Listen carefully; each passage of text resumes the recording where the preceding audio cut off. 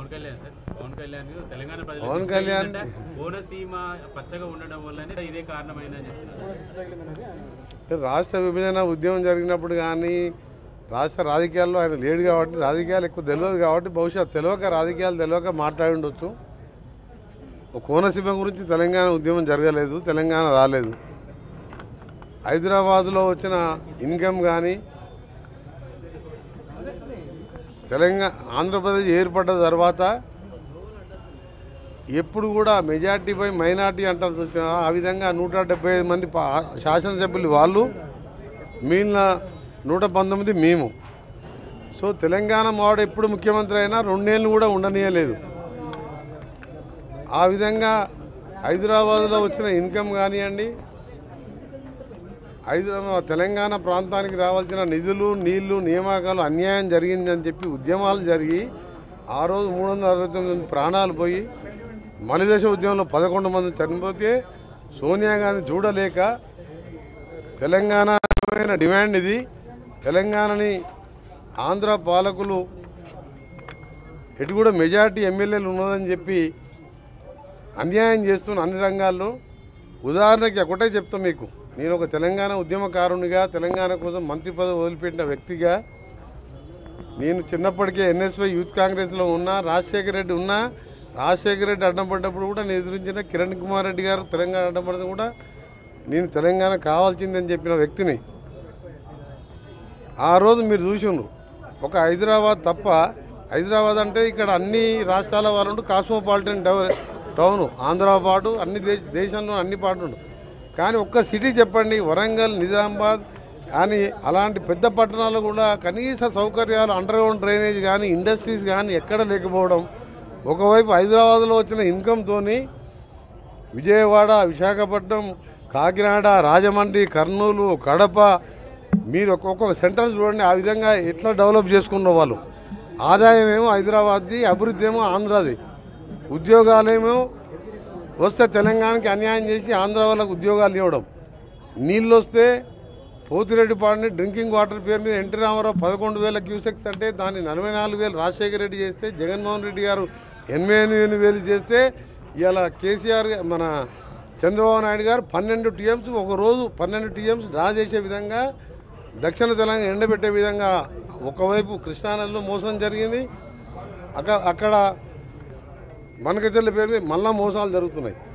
ఇవన్నీ జరగకూడదనే తెలంగాణ రాష్ట్రం ఏర్పాటు చేసింది. ఆ ఏర్పాటులో సోనియా గాంధీ ఆంధ్రప్రదేశ్లో ఒక్క వార్డు మెంబర్ కూడా లేడు మా పార్టీకి.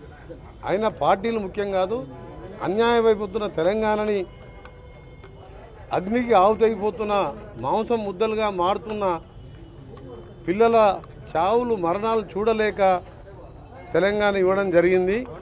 పవన్ కళ్యాణ్ గారు చేసిన వ్యాఖ్యలను తీవ్రంగా ఖండిస్తూ దాన్ని బేషరతుగా క్షమాపణ చెప్పి ఉన్నాగా ఉండాలని పవన్ కళ్యాణ్ గారిని విజ్ఞప్తి చేస్తున్నాం.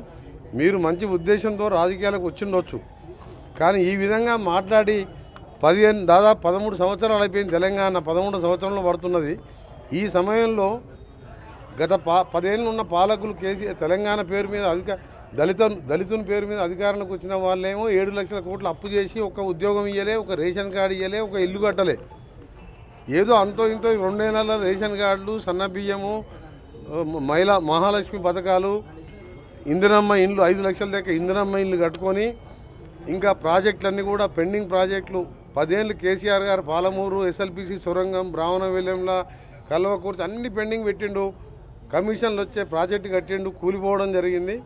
ఇవన్నీ ఒక లైన్లో పెట్టుకుంటున్నాం మేము, ఇన్వెస్ట్మెంట్ తెచ్చుకుంటూ.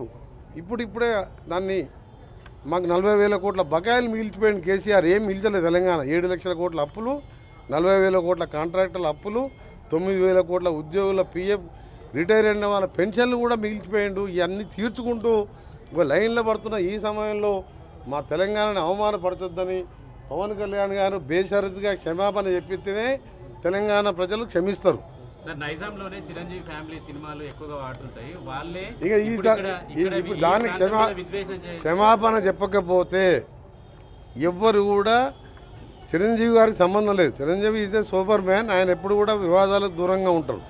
కానీ పవన్ కళ్యాణ్ కొత్తగా రాజకీయాలకు వచ్చి డిప్యూటీ సీఎం కాగానే తెలిసి తెలియకనే మాట్లాడిండో మరి కావాలని తెలంగాణ వాళ్ళని అవమానపరచాలనుకుండో ఏమనుకుండో కానీ దానికి క్షమాపణ చెప్తే కనీసం ఆయన సినిమా 1-2 రోజులన్నా ఆడుతుంది. చెప్పకపోతే ఎక్కడ కూడా తెలంగాణ థియేటర్లలో సినిమాలు రిలీజ్ కావు.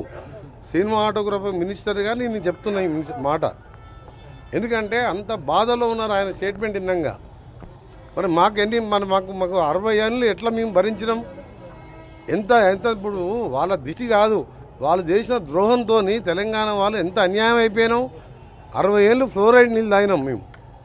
ఆఖరికి మన రాజశేఖర రెడ్డి గారు వచ్చిన నేను ఒత్తిడి చేసి 11 రోజులు దీక్ష తీసుకొచ్చి అసెంబ్లీలో ఫ్లోరైడ్ నీళ్ళు తీసి స్పీకర్కి చెప్పిన చంద్రబాబు